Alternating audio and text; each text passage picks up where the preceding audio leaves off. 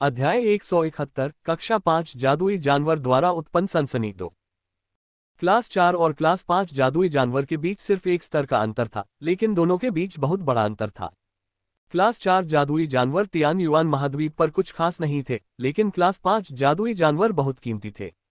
ऐसा इसलिए था क्योंकि क्लास 5 जादुई जानवर क्लास 4 जादुई जानवर से बहुत ज्यादा शक्तिशाली थे, जिससे उन्हें पकड़ना या मारना बहुत मुश्किल हो जाता था। कक्षा 5 के जादुई जानवरों को एक निश्चित स्तर की बुद्धिमत्ता का उपहार दिया गया था। 5वें चरण के जादुई जानवर एक लाभ के साथ पैदा हुए थे, जिसमें उनकी ताकत उनके समान स्तर के मानव समकक्षों से अधिक होगी। इस प्रकार आमने सामने की स्थिति में किसी मानव विशेषज्ञ के लिए कक्षा 5 के जादुई जानवर को मारना बहुत मुश्किल होगा। इसके अलावा कक्षा 5 के जादुई जानवरों का एक स्थापित छिपा हुआ नियम था, यदि वे आपस में लड़ते और मारते हैं तो अन्य कक्षा 5 के जादुई जानवर हस्तक्षेप नहीं करेंगे। हालांकि एक बार जब कोई मानव विशेषज्ञ उन्हें परेशान करता तो वे एक दूसरे को बुलाते और खतरे का बदला लेने के लिए एक साथ एकजुट होते। यही कारण था कि कक्षा 5 के जादुई जानवर का शरीर इतना दुर्लभ था। जियान चेन को लगा कि बाहर सड़कों पर घंटियों की आवाज अप्रत्याशित थी।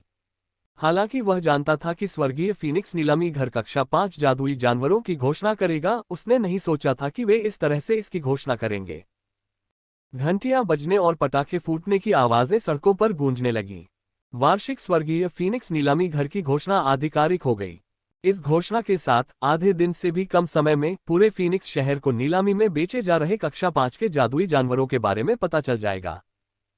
क्लास 2 शहर में क्लास 5 का जादुई जानवर बेचा जाना एक दुर्लभ घटना थी, जिसने कई लोगों को चौंका दिया। हेवनली फीनिक्स ऑक्शन हाउस के लिए ऐसा कुछ अभूतपूर्व था, और यह कहा जा सकता है कि उन्होंने कोई खर्च नहीं छोड़ा। न केवल पूरे फीनिक्स शहर को क्लास 5 के जादुई जानवर के बारे में पता था, बल्कि फीनिक्स शहर के आसपास के शहरों को भी पता था। कुछ समय बाद ये खबर कि स्वर्गीय फीनिक्स नीलामी घर एक क्लास 5 जादुई जानवर की नीलामी करने जा रहा है, 500 किलोमीटर दूर तक फैल गई थी। जल्द ही हर प्रभावशाली शक्ति ने क्लास 5 जादुई जानवरों के बारे में सुना और फीनिक्स शहर के लिए रवाना हो गई। फीनिक्स शहर के केंद्र में एक शांत हवेली थी जो दूसरों से ऊंची थी। हवेली के द्वार पर 10 बख्तरबंद गार्ड मूर्तियों की तरह बिल्कुल स्थिर खड़े थे। द्वार के ऊपर एक बोर्ड था जिस पर 3 शब्द लिखे थे, सिटी लॉर्ड्स हवेली। उन सुनहरे शब्दों को पढ़ने वाले किसी भी व्यक्ति को शक्ति का एहसास होता था। ये हवेली वास्तव में फीनिक्स शहर के स्वामी की हवेली थी। हवेली के पीछे खूबसूरत बगीचे में एक सफेद वस्त्र पहने मध्यम आयु वर्ग का व्यक्ति एक विशाल ब्लेड के साथ अपनी मार्शल आर्ट का अभ्यास कर रहा था। फूलों के बगीचे में घूमते समय उसकी हरकतें तेज और तरल थीं। उसका ब्लेड हवा में भर जाने पर चारों ओर नाचता और छाया के निशान छोड़ता था। ब्लेड जिस तेजी से चल रहा था, ब्लेड की सही स्थिति को पकड़ना लगभग असंभव था, क्योंकि हवा में बड़ी मात्रा में सेंट फोर्स भी भरा हुआ था। कुछ देर बाद एक बुजुर्ग गृहस्वामी आगे बढ़ा और गुलाब के बगीचे में उस आदमी को मार्शल आर्ट का अभ्यास करते हुए देखा। महाराज, अभी कुछ खबर आई है। वार्षिक स्वर्गीय फीनिक्स नीलामी घर में 2 श्रेणी 5 जादुई जानवरों की नीलामी की जाएगी। क्या 5वीं श्रेणी का जादुई जानवर? अधेड़ उम्र के आदमी के हाथ में ब्लेड अचानक रुक गया और वह चौंककर हाउसकीपर की ओर देखने लगा। हाउसकीपर चेंग, तुमने अभी क्या कहा? हाउसकीपर ने अपनी तलवारें दोहराई, जिससे अधेड़ उम्र के आदमी का चेहरा और भी ज्यादा हैरान हो गया। अविश्वास से भरे भाव के साथ उसने कुछ संदेह के साथ पूछा, housekeeper chain, heavenly Phoenix auction house वास्तव में क्लास 5 मैजिकल बीस्ट बेच रहा है। महाराज, ये खबर स्वर्गीय फीनिक्स नीलामी घर ने खुद दी थी। एल्डर जियू ने भी इसकी पुष्टि की, इसलिए यह बिल्कुल सच था। पिछले दर्जन सालों में मैंने फीनिक्स सिटी में सिर्फ 3 बार क्लास 5 मैजिकल बीस्ट देखा है। इसलिए ये सुनना कि नीलामी में क्लास 5 मैजिकल बीस्ट बेचा जा रहा है, कई सालों में पहली बार है। अधेड़ उम्र के व्यक्ति ने सोचने में अपनी भौहें सिकोड़ ली और फिर पूछा, हाउसकीपर चेंग, क्या आप जानते हैं कि इन 2 क्लास 5 मैजिकल बीस्ट के लिए कौन जिम्मेदार था? हमारे फीनिक्स सिटी में इतना कीमती माल आना बहुत अजीब बात है। बड़े शियू को नहीं पता। इस उत्तर का अनुमान मध्यम आयु वर्ग के व्यक्ति को पहले से ही था और उसके चेहरे पर कोई आश्चर्य नहीं दिखा। एक पल के लिए अपना सिर झुकाते हुए उसने कहा, हाउसकीपर चेन, स्वर्गीय फीनिक्स नीलामी घर जाओ और बॉस झो तियान को हवेली में आमंत्रित करो। जी महाराज। फीनिक्स शहर में एक और जगह पर एक बुजुर्ग व्यक्ति अपने अध्ययन कक्ष में बैठकर कुछ किताबें पढ़ रहा था। उसी समय दरवाजे पर दस्तक सुनाई दी। आदमी ने भौहें सिकोड़ते हुए कुछ असंतुष्ट भाव से कहा, कौन है? क्या मैंने नहीं कहा था कि अध्ययन कक्ष में मुझे परेशान नहीं किया जाना चाहिए? पिताजी, यह आपका बेटा रिपोर्ट लेकर आया है। तो फिर अंदर आ जाओ। दरवाजा खुला और एक काले लिबादे में अधेड़ उम्र का आदमी अंदर आया। पिताजी, अभी अभी कुछ खबर आई है। एक क्लास 5 जादुई जानवर की नीलामी बाद में हेवनली फीनिक्स नीलामी घर में की जाएगी। क्या? 5वीं क्लास का जादुई जानवर? बुजुर्ग आदमी चौंक गया। तुरंत अपने हाथ में रखी किताब नीचे रखते हुए वह अपने बेटे की तरफ देखने के लिए अपनी मेज से दूर मुड़ा। जियान, क्या ये सच है? आपका बेटा व्यक्तिगत रूप से इसकी पुष्टि करने के लिए हेवनली फीनिक्स नीलामी घर गया था। ये निर्विवाद रूप से सत्य है। मध्यम आयु वर्ग के व्यक्ति ने निश्चितता के साथ अपना सिर हिलाया। क्लास 2 शहर में क्लास 5 जादुई जानवर बहुत ही दुर्लभ है। हेवनली फीनिक्स नीलामी घर, उन्हें क्लास 5 जादुई जानवर कहाँ और कैसे मिला? बुजुर्ग ने बड़बड़ाया। अधेड़ उम्र के आदमी को देखते हुए उसकी आंखों में चमक आ गई। जियान, क्या तुम्हें पता है कि हेवनली फीनिक्स नीलामी घर क्लास 5 मॉन्स्टर को, क्लास 5 जादुई जानवर का बच्चा या क्लास 5 जादुई जानवर का शरीर बेच रहा है? आपके बेटे को नहीं पता। हेवनली फीनिक्स ऑक्शन हाउस उस जानकारी का खुलासा नहीं करेगा। केवल कुछ ही लोग उस उत्तर को जानते हैं और आपका बेटा पता लगाने में असमर्थ था। तुरंत पता लगाओ, बुजुर्ग ने कहा। हाँ। कक्षा 5 के जादुई जानवर की खबर ने न केवल फीनिक्स शहर के लोगों को बल्कि क्षेत्र के प्रभावशाली लोगों को भी दिलचस्पी दी थी। अगले कुछ दिनों तक फीनिक्स शहर में हर तरफ से लोगों की एक बड़ी भीड़ उमड़ी। सराय और रेस्तरां के लिए और भी अधिक वेटर और कर्मचारी जल्दी जल्दी इधर उधर भागते रहे क्योंकि इमारतें पूरी तरह भर गई थीं। मेहमानों की संख्या के साथ साथ सराय की कीमतें भी तेजी से सामान्य कीमत से 10 गुना तक बढ़ गईं। उसी समय शहर की सुरक्षा बढ़ा दी गई क्योंकि सैनिकों के समूह हर क्षेत्र में गश्त करते देखे जा सकते थे। हर बार जियान चेन किनारे से स्थिति का निरीक्षण करता था। बाकी कुछ पल साधना में बिताए। वह अभी भी अपने संत बल को पूरी तरह से परिष्कृत करने की कोशिश में कड़ी मेहनत कर रहा था। कमरे की कीमत मूल कीमत से 10 गुना अधिक होने के बावजूद ये जियान चेन के लिए कोई मुद्दा नहीं था। अध्याय 172 नीलामी की शुरुआत। इस समय तक फीनिक्स शहर अमीर और गरीब लोगों से भरा हुआ शहर बन चुका था क्योंकि क्लास 5 बीस्ट की खबर ने इसे एक साथ जोड़ दिया था। इसने न केवल शहर के प्रभावशाली लोगों को बल्कि बाहरी ताकतों को भी अपनी ओर आकर्षित किया था। उसी समय हेवनली फीनिक्स नीलामी घर के आसपास का इलाका अजीब हो गया था। लगभग हर दिन अलग अलग तरह के कपड़े पहने लोग नीलामी घर के आसपास घूमते रहते थे और हमेशा एक जोड़ी आंखें लोगों को नीलामी घर में प्रवेश करते और बाहर निकलते हुए करीब से देखती रहती थीं। हालांकि हेवनली फीनिक्स नीलामी घर ने इस बात को गुप्त रखने की कोशिश की थी कि वास्तव में क्या बेचा जा रहा था, लेकिन ये कागज से आग को बुझाने की कोशिश करने जैसा था। हर प्रभावशाली शक्ति द्वारा मामले की जांच करने के बाद नीलामी से एक दिन पहले तक 2 क्लास 5 जादुई जानवरों और उनकी उत्पत्ति के बारे में ज्यादातर विवरण पता चल गए थे। वहां 2 वर्ग 5 जादुई जानवरों के शरीर थे जिनमें राक्षसी कोर नहीं थे तथा एक रहस्यमय व्यक्ति था जो कम से कम एक पृथ्वी संत मास्टर तो था ही। ये वह सारी जानकारी थी जो हर प्रभावशाली शक्ति प्राप्त कर सकती थी। यद्यपि यह उनकी उम्मीदों से परे था, फिर भी इससे कक्षा 5 के जादुई जानवरों के प्रति उनका उत्साह कम नहीं हुआ। फीनिक्स शहर के एक रेस्तरां में कुछ मध्यम आयु वर्ग के पुरुष एक तंग कमरे में इकट्ठे बैठे थे। देखते रहो, मैं सभी को इस पर गौर करने का आदेश देता हूं। हमें पता लगाना चाहिए कि इन 2 श्रेणी 5 जादुई जानवरों के लिए कौन जिम्मेदार है। श्रेणी 5 के राक्षस कोर निश्चित रूप से उसके साथ है। कल जब नीलामी शुरू होगी तो वह आदमी निश्चित रूप से दिखाई देगा, इसलिए किसी को भी नीलामी घर में प्रवेश करने वाले किसी भी व्यक्ति को करीब से देखने के लिए कहें। एक सफेद वस्त्र पहने मध्यम आयु वर्ग के व्यक्ति ने आदेश दिया। फीनिक्स शहर के एक आलीशान मनों में एक प्रतिष्ठित व्यक्ति ने मेज पर बैठे अन्य मध्यम आयु वर्ग के पुरुषों और बुजुर्गों को देखा। अभी क्लास 5 मैजिकल बीस्ट की खबर की पुष्टि हो चुकी है। हालांकि वे केवल राक्षस कोर के बिना शरीर हैं, फिर भी उनकी कीमतें बहुत अधिक होंगी। ऐसा कहा जाता है कि क्लास 5 मैजिकल बीस्ट का मांस खाने से व्यक्ति की ताकत में काफी वृद्धि होती है। यहां तक कि क्लास 5 मैजिकल बीस्ट का खून भी आंतरिक अंगों को मजबूत कर सकता है। ऐसा कुछ पृथ्वी संत मास्टर को भी लाभ पहुंचा सकता है। इसलिए हमें निश्चित रूप से उन 2 क्लास 5 मैजिकल बीस्ट को हर कीमत पर खरीदना होगा, और भले ही हम उन दोनों को न पा सकें, फिर भी हमें कम से कम एक तो खरीदना ही होगा।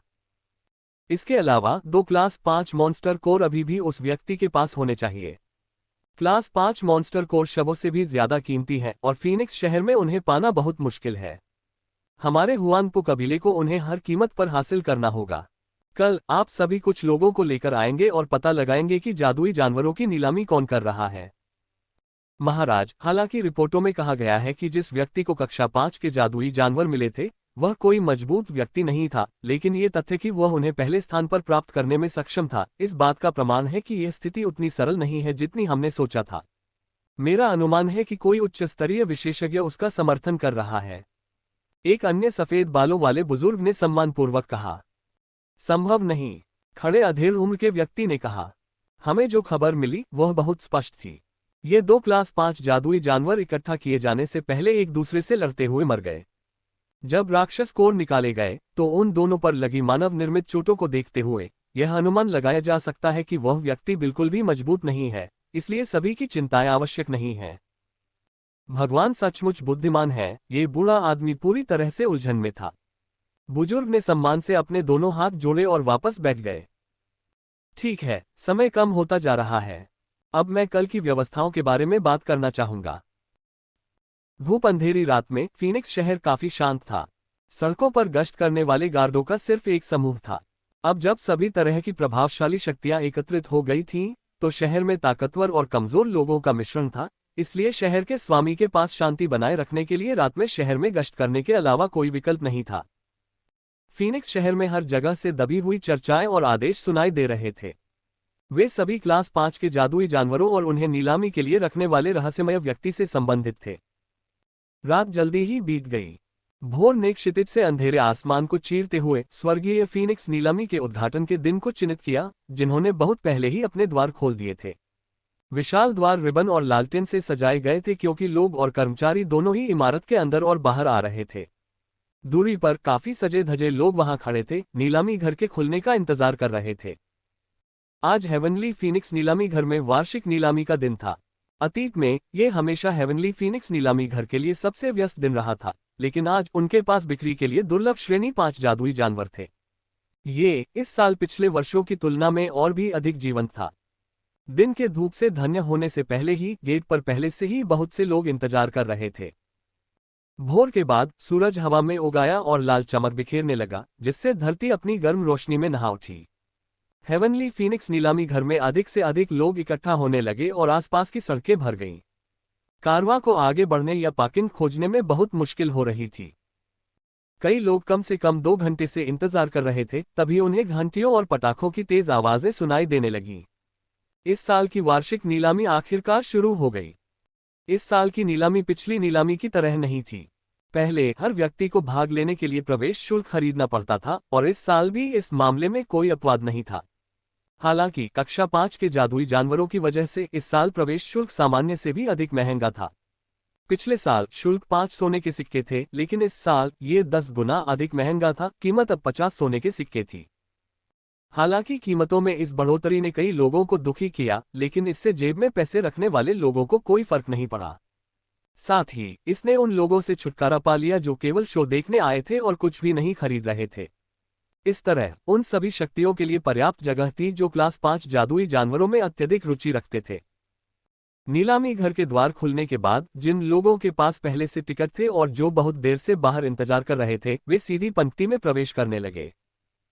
जियान चेन पहले से ही एक मध्यम आयु वर्ग के व्यक्ति के भेष में वापस आ गया था, जो उसने तब पहना था जब वह पहली बार स्वर्गीय फीनिक्स नीलामी घर में प्रवेश किया था। भीड़ में घुसते हुए वह धीरे धीरे नीलामी घर में चलने लगा। जैसे ही वह हेवनली फीनिक्स नीलामी घर के आंतरिक हॉल में पहुंचा, एक बड़ा सा विस्तृत क्षेत्र उसकी नजरों में आया। जहां तक नजर जाती थी वहां तक सीटों की कतारें साफ सुथरी थीं। ये स्पष्ट था कि सीटों की संख्या 1000 से ज्यादा थी। अध्याय 173 कक्षा 5 के जादुई जानवर की नीलामी। इस क्षेत्र में 2 मंजिलों के बराबर सीटें थीं और दोनों मंजिलों को मिलाकर कुल 10,000 से ज्यादा सीटें थीं। हर सीट के किनारे सम्मानित अतिथियों के लिए दर्जनों निजी कमरे बनाए गए थे, जिनमें से प्रत्येक को रंगीन कांच की दीवार से अलग किया गया था। अंदर से वे अभी भी बाहर का नजारा साफ साफ देख सकते थे, लेकिन बाहर से कोई भी यह नहीं देख सकता था कि अंदर क्या हो रहा था।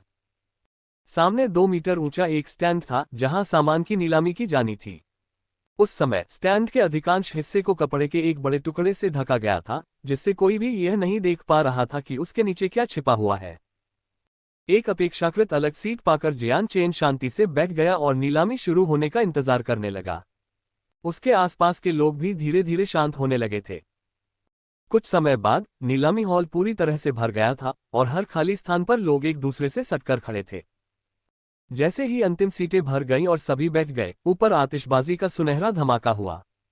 सामने छिपा हुआ स्टैंड धीरे धीरे हवा में ऊपर उठने लगा। जैसे ही उस पर लगा लाल कपड़ा ऊपर उठने लगा, छिपी हुई रहस्यमयी चीजें धीरे धीरे पूरे दर्शकों के सामने प्रकट होने लगीं।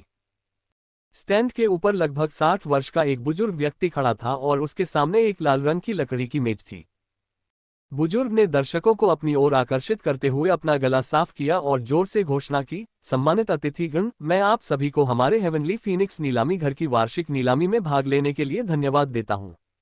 मैं शियू गेरोंग इस वर्ष की नीलामी का मेजबान हूं और इसलिए मुझे उम्मीद है कि आज हर कोई एक ऐसी वस्तु देख पाएगा जिसे वह खरीदना चाहेगा।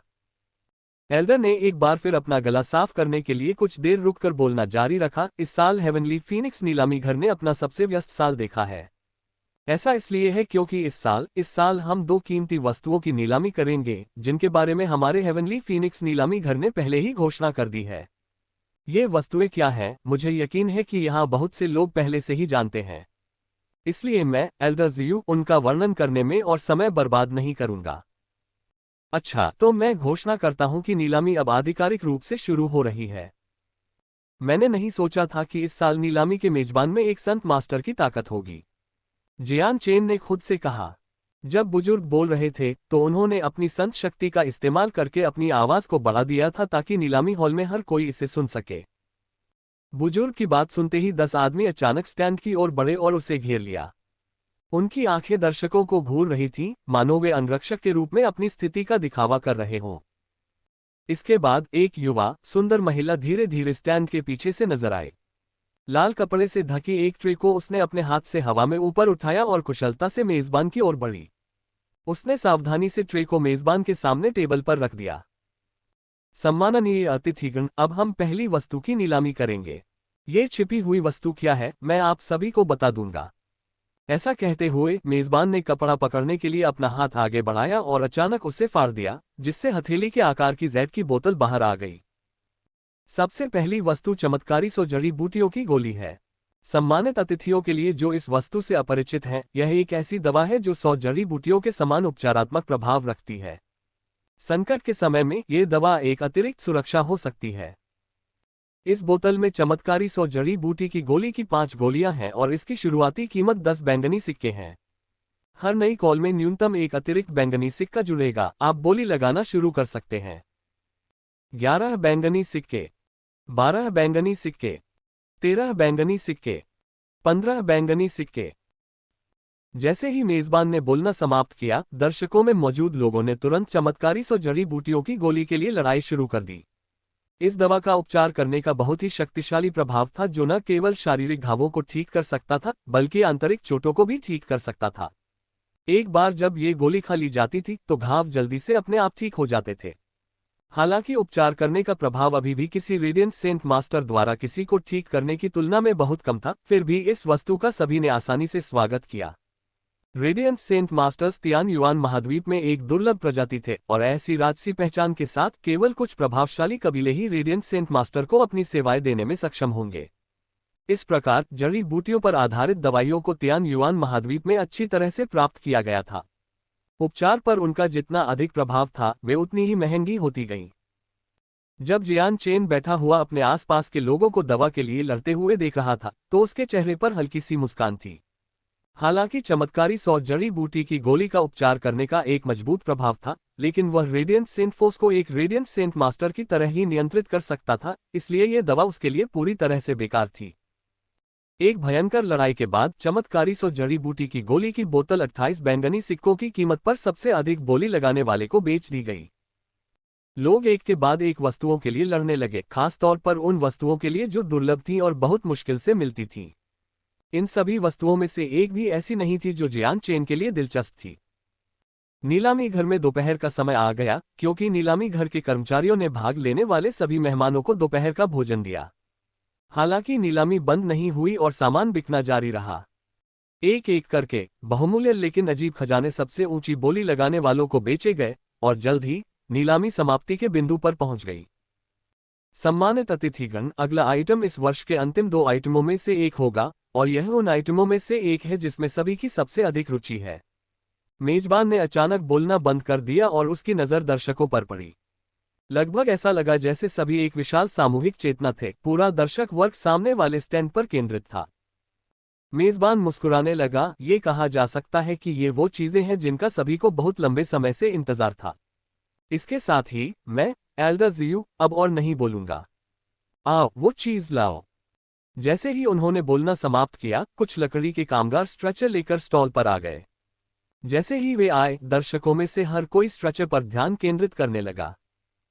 स्ट्रेचर को एक बहुत बड़ा काला कपड़ा ढांका हुआ था जिससे कोई नहीं देख सकता था कि उसके नीचे क्या है। हालांकि कपड़े के नीचे एक बहुत बड़ा उभार था जिससे कई लोग अंदाजा लगा सकते थे कि आखिर क्या छिपाया जा रहा है। पुरुषों ने धीरे से स्ट्रेचर को टेबल पर उतारा और स्टैंड से चले गए। मेज की ओर बढ़ते हुए मेजबान ने झुककर काले कपड़े पर हाथ रखा। अध्याय 174 भयंकर युद्ध। इस प्रकार नीलामी हॉल में सभी की नजरें काले कपड़े से ढकी उस चीज पर टिकी थीं। हालांकि यह सिर्फ एक क्लास 5 जादुई जानवर का शरीर था, फिर भी इसने कई लोगों की दिलचस्पी को आकर्षित किया था। उन्होंने अपने दिल में सोचा था कि अपने पूरे जीवन में यह शायद एकमात्र बार होगा जब वे क्लास 5 जादुई जानवर को देख पाएंगे। आखिरकार क्लास 5 के जादुई जानवर पृथ्वी संत मास्टर्स की तरह नहीं थे। कुछ हलचल भरे शहरों में, कई बड़े संप्रदायों में कुछ पृथ्वी संत मास्टर विशेषज्ञ थे। क्लास 5 के जादुई जानवर इंसानों से भी बहुत अलग थे। वे आमतौर पर बाहर घूमने फिरने के बजाय अपने ही इलाकों में रहते थे। हालांकि जब भी वे किसी इंसान से मिलते तो वे इंसान निश्चित रूप से मर जाते। इसलिए क्लास 5 के जादुई जानवर ऐसे प्राणी थे जिनके साथ कई कमजोर इंसान नहीं रहना चाहेंगे। जैसे ही मेजबान ने धीरे धीरे काला कपड़ा हटाया, उसके नीचे छिपी वस्तु उत्सुकता से प्रतीक्षा कर रही भीड़ के सामने प्रकट हो गई। नीचे केवल गाय जैसे जादुई जानवर का काले रंग का शरीर था। कुछ नजदीकी और अधिक चौकस मेहमानों ने जादुई जानवर की पीठ पर छोटे काले पंख स्पष्ट रूप से देखे। ये जादुई जानवर स्ट्रेचर पर चुपचाप लेटा हुआ था, बिल्कुल निश्चल। इसका शरीर लगभग 4-5 मीटर लंबा था और यह एक छोटी पहाड़ी जैसा दिख रहा था। मुझे मत बताओ कि यह कक्षा 5 का जादुई जानवर है। क्लास 5 के जादुई जानवर वास्तव में ऐसे दिखते हैं। ये क्लास 1 या 2 के कुछ जादुई जानवरों से बहुत अलग नहीं लगता।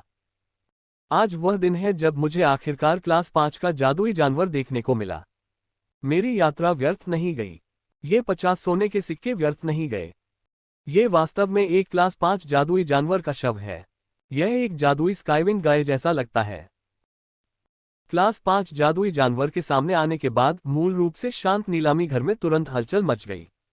सभी की निगाहें स्टेज पर पड़े क्लास 5 जादुई जानवर के शरीर पर टिक गईं। गहन चर्चा और विस्मय की आवाजें लगातार एक दूसरे से टकरा रही थीं। उपस्थित लोगों में से कई लोग दर्जनों वर्षों से जीवित थे, फिर भी उन्होंने अब तक क्लास 5 जादुई जानवर को कभी नहीं देखा था। भले ही वह केवल एक शव था, लेकिन वे पहले से ही बेहद संतुष्ट महसूस कर रहे थे। खांसी खांसी। अचानक पूरे नीलामी घर में खांसने की आवाज फैल गई। इस शोर के साथ ही शोरगुल से भरा नीलामी घर धीरे धीरे शांत हो गया। मंच पर खड़े मेजबान ने नीलामी में भाग लेने वाले लाखों लोगों को देखकर मुस्कुराते हुए जोर से घोषणा की, देवियों और सज्जनों, मेरे सामने ये जादुई जानवर का शव कक्षा 5 जादुई जानवर जादुई स्काईविंग गाय है। हालांकि यह पहले से ही अपने राक्षस कोर को खो चुका है, यह अभी भी एक महंगा खजाना है। मुझे यकीन है कि यहाँ बैठे सभी लोग जानते हैं कि लंबे समय तक कक्षा 5 जादुई जानवर का मांस खाने से न केवल आपका शरीर मजबूत होगा, बल्कि आपके आंतरिक संत बल में भी थोड़ा सुधार होगा। इसके अलावा ये कहा जाता है कि एक मौका है कि कोई व्यक्ति महान संत मास्टर स्तर से पृथ्वी संत मास्टर स्तर तक पहुंच सकता है। मेजबान का आखिरी वाक्य सुनने के बाद पहले से शांत नीलामी घर में एक बार फिर शोर मच गया। हर कोई स्टेज पर मौजूद क्लास 5 के जादुई जानवर को गौर से देख रहा था, जो इच्छा और लालच की भावनाओं से भरा हुआ था। तियान युआन महाद्वीप में ऐसी अफवाहों में वास्तव में कहा गया था कि लंबे समय तक श्रेणी 5 के जादुई जानवर के मांस का सेवन करने से महान संत मास्टर के पृथ्वी संत मास्टर बनने की संभावना बढ़ जाएगी। यद्यपि पृथ्वी संत गुरु नाम से ज्यादा महत्वपूर्ण नहीं लगते थे, लेकिन वास्तव में ये तियान युआन महाद्वीप के हजारों महान संत गुरुओं के लिए एक प्रतिष्ठित और अप्राप्य अस्तित्व था। पृथ्वी संत गुरु महान संत गुरु से केवल एक कदम की दूरी पर थे, लेकिन ये छोटा सा अंतर लाखों लोगों को आगे बढ़ने से रोकता था। तियान युआन महाद्वीप पर ऐसे कई लोग थे जिन्होंने पृथ्वी संत गुरु बनने की कोशिश में अपनी जान गंवा दी थी। ऐसा इसलिए था क्योंकि आगे बढ़ने के लिए व्यक्ति को अपने स्वयं के संत हथियार को धूल में मिलाना था और फिर टूटे हुए संत हथियार के प्रत्येक टुकड़े को शुरू से ही परिष्कृत करने के लिए बड़ी मात्रा में ऊर्जा को अवशोषित करने की क्षमता पर निर्भर रहना था और अंत में इसे फिर से जोड़ना था। इस चरण को पूरा करने के बाद ही कोई व्यक्ति सफलतापूर्वक पृथ्वी संत मास्टर बन सकता है। हालांकि संत हथियार उनके मालिकों का प्रतिनिधित्व करते हैं। एक बार संत हथियार क्षतिग्रस्त हो जाने पर मालिक भी अपने लिंक के माध्यम से घायल हो जाएगा और यदि संत हथियार टूट गया तो केवल दो परिणाम होंगे। कम गंभीर परिणाम ये होगा कि उपयोगकर्ता अपनी सारी संत शक्ति खो देगा और एक बेकार व्यक्ति बन जाएगा जो खेती करने में सक्षम नहीं होगा। अधिक गंभीर परिणाम सीधे उनके जीवन को अंडरवर्ल्ड में भेजना था। इन कारणों से तियान युआन महाद्वीप पर 1% से भी कम लोग सफलतापूर्वक पृथ्वी संत मास्टर बन पाए। अगर कोई असफल हो जाता तो जो लोग बेकार नहीं हुए थे वे मर जाते थे। अकेले इस कदम ने लाखों महान संत गुरुओं को रोक दिया, इस हद तक कि उनमें से कई जो जोखिम लेने के लिए तैयार नहीं थे वे मरने तक अपने वर्तमान क्षेत्र में ही अटके रहे। यही कारण था कि इस वर्ग 5 के जादुई जानवर के मांस को खाने से पृथ्वी संत मास्टर तक पहुंचने की संभावना बढ़ सकती थी, जिससे वहां उपस्थित सभी लोग अत्यधिक उत्साहित हो गए। उस समय मेजबान की आवाज एक बार फिर हवा में गूंजी, अभी कक्षा 5 के जादुई जानवर जादुई स्काईविंग गाय के शव की नीलामी की जाएगी। शुरुआती बोली 5000 बैंगनी सिक्के हैं। हर बार जब कोई नई शर्त प्रस्तावित की जाती है तो ये पिछली बोली से कम 100 बैंगनी सिक्के अधिक होनी चाहिए। मैंने 6000 बैंगनी सिक्कों की बोली लगाई। जैसे ही मेजबान ने अपनी घोषणा पूरी की, तुरंत ही वीआईपी कमरों में से एक से बोली की आवाज सुनाई दी। 6500 बैंगनी सिक्के। दूसरे वीआईपी कमरे से एक आवाज सुनाई दी। 6600 बैंगनी सिक्के। 6700 बैंगनी सिक्के। 7000 बैंगनी सिक्के। नीलामी घर के वीआईपी कमरों से एक के बाद एक भयावह रूप से ऊंची बोलियां गूंजने लगीं। इस समय नीलामी घर के सामान्य क्षेत्र में बैठे लोगों में से कोई भी हस्तक्षेप नहीं कर सकता था। अगर कोई क्लास 5 मैजिकल बीस्ट खरीदना चाहता है तो उसके पास न केवल पर्याप्त पैसा होना चाहिए बल्कि उसके पास एक निश्चित मात्रा में ताकत भी होनी चाहिए। अन्यथा जैसे ही वे नीलामी घर से बाहर निकलेंगे, क्लास 5 मैजिकल बीस्ट उनसे चुरा लिया जाएगा। यही कारण है कि जो लोग अभी श्रेणी 5 के जादुई जानवर के लिए लड़ रहे हैं वे निश्चित स्तर की शक्ति तक पहुंच चुके होंगे और उन्हें इस बात की बिल्कुल भी चिंता नहीं है कि यह शक्ति उनसे छीन ली जाएगी। 8000 बैंगनी सिक्के। क्लास 5 मैजिकल बीस्ट के लिए लड़ाई बहुत ही तीव्र थी।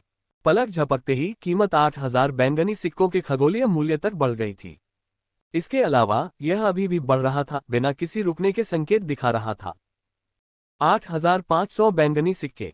ये क्लास 5 जादुई जानवर का शव हमारे यूलान कबीले का होगा। अगर कोई इसके लिए हमसे लड़ने की हिम्मत करता है तो वे पूरे यूलान कबीले को अपना दुश्मन बना लेंगे। वीआईपी कमरों में से एक गहरी आवाज गूंजी। उसका लहजा बेहद घमंडी था और यह स्पष्ट था कि वह व्यक्ति जीतने के लिए दृढ़ था। यूलान कबीला यानी फायर क्लाउड सिटी का यूलान कबीला। ये वास्तव में यूलान कबीला है। वे फायर क्लाउड सिटी के नंबर 1 कबीले हैं और बेहद शक्तिशाली हैं। यहां तक कि फायर क्लाउड सिटी का स्वामी भी यूलान कबीले के प्रति बेहद विनम्र है। मुझे नहीं लगा कि वे इस कार्यक्रम में भाग लेने आएंगे। यूलान कबीले शब्द सुनते ही नीलामी घर में चर्चा शुरू हो गई। हालांकि यूलान कबीला फीनिक्स शहर की ताकत नहीं थी, लेकिन उनकी ताकत इतनी ज्यादा थी कि आसपास के इलाकों में भी उनका काफी प्रभाव था। हाँ, यूलान कबीले के लोगों, आप ऐसा नहीं कह सकते। ये जगह एक नीलामी घर है। चाहे कुछ भी हो, ये सबसे ऊंची बोली लगाने वाले को ही मिलेगा। हमारा हरिदो कबीला 10,000 बैंगनी सिक्कों की बोली लगाएगा। ये क्लास 5 जादुई जानवर निश्चित रूप से हमारा होगा। यूलान कबीले के सदस्य के जवाब में विपरीत वीआईपी कमरे से थोड़ी बुरी आवाज सुनाई दी। क्या हरिदो कबीला लोएस शहर की शक्ति नहीं है? ये फीनिक्स शहर से कम 1000 मील दूर है। किसने सोचा होगा कि वे यहां भी आएंगे? हरिदो कबीला बेहद कम प्रोफाइल वाला है। हालांकि वे लोएस शहर में शीर्ष 10 में भी नहीं है, फिर भी कोई अन्य शक्ति उन्हें अपमानित करने की हिम्मत नहीं करती। यहां तक कि लोएस शहर का सबसे बड़ा कबीला बाय कबीला भी हरिदो कबीले को नीची नजर से देखने की हिम्मत नहीं करता। हाँ, मुझे याद है कि कुछ साल पहले बाय कबीले के एक अमीर बिगवेल बेटे ने हरिदो कबीले की युवा राजकुमारी को नाराज कर दिया था और उस लड़के को राजकुमारी के अंगरक्षकों ने बुरी तरह पीटा था। उसके बाद बाय कबीले ने हरिदो कबीले की मौजूदगी में पादने की भी हिम्मत नहीं की। ऐसा कहा जाता है कि हरिदो कबीला वास्तव में लोएस शहर का सबसे शक्तिशाली कबीला है। हालांकि चूंकि वे बेहद शांत स्वभाव के हैं, इसलिए वे आमतौर पर खुद को प्रकट नहीं करते हैं, यहाँ तक कि कुछ लोगों ने उनके बारे में कभी सुना भी नहीं है। हरिदो कबीले के बोलने के बाद सिर्फ कुछ लोगों के आपस में चर्चा करने की आवाजें सुनाई दी। कुछ देर तक किसी और ने बोली नहीं लगाई, यहाँ तक कि पहले से तय यूलान कबीला भी अचानक झिझक के दौर में चुप हो गया। लोएस सिटी, हरिदो कबीला। जियान चेन का दिल तेजी से धड़क रहा था क्योंकि उसने मन ही मन इस कबीले पर ध्यान दिया था। उसके सामने जो दृश्य सामने आ रहा था, उसके आधार पर वह पहले से ही देख सकता था कि हरिदो कबीला काफी कुशल था। कुछ देर की खामोशी के बाद एक बेहद ऊर्जावान मध्यम आयु वर्ग के व्यक्ति ने आखिरकार दूसरे बॉक्स के अंदर से कहा, हाँ, मैंने नहीं सोचा था कि हरिदो कबीले को भी इस क्लास 5 जादुई जानवर में इतनी दिलचस्पी होगी। उस स्थिति में हमारा मुटियन कबीला इस जादुई जानवर के लिए इस लड़ाई में शामिल नहीं होगा। मुझे उम्मीद है कि हरिदो कबीला अगला जानवर हमें दे देगा। हाँ, बिल्कुल, हमारे हरिदो कबीले को उनमें से सिर्फ एक की जरूरत है। हम अगले वाले के लिए लड़ाई में हिस्सा नहीं लेंगे। हरिदो कबीले की थोड़ी बुरी आवाज एक बार फिर सुनाई दी। इस बार उसके लहजे में एक मुस्कान की झलक थी।